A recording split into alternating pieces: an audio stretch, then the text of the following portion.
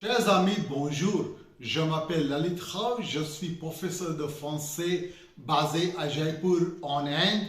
Aujourd'hui, nous sommes le 15 janvier 2022. C'est une journée importante pour la culture française car c'est le 400e anniversaire de naissance de la plus grande figure de la littérature française, Molière. Il est né à Paris en 1622 et il est décédé également à Paris en 1673. Toute la France et les autres pays francophones rendent hommage à cette grande figure de la littérature française. Ses pièces traduites en anglais et en hindi sont bien jouées en Inde. Voilà pourquoi je fais une petite vidéo sur ce grand personnage de la culture française. Si Shakespeare est considéré comme la plus grande figure de la littérature anglaise, Jean-Baptiste Poquelin, Molière a l'honneur d'être le plus grand représentant de la langue française. En tant qu'un dramaturge satirique, Molière a développé la comédie française moderne et ses pièces parlaient des maux de la société française de son époque.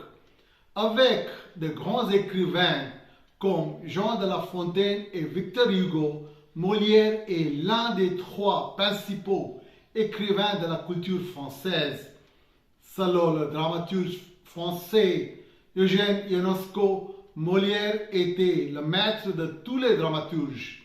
Parmi les œuvres célèbres de Molière, on peut citer Les Précieuses Ridicules, 1659, L'École des femmes, 1662, Don Juan, 1655, La Misanthrope, 1666, L'Avare, 1668, Tartuffe, 1669, Le Bourgeois Gentilhomme, 1670, Les Fourberies de Scapin, 1671, Les Femmes savantes, 1672 et Le Malade imaginaire 1673.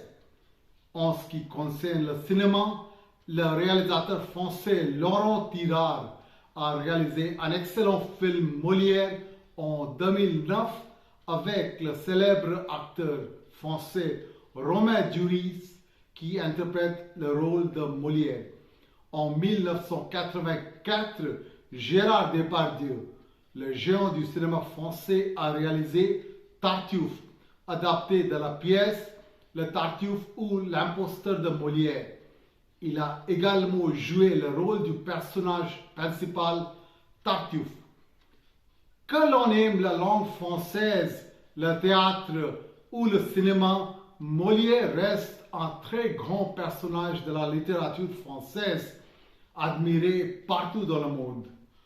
Pour terminer, je dirais que le prénom Molière est également extrêmement important pour tous les apprenants de la langue, de la culture et de la civilisation française, car ces pièces continuent à être mises en scène et étudiées dans le monde entier.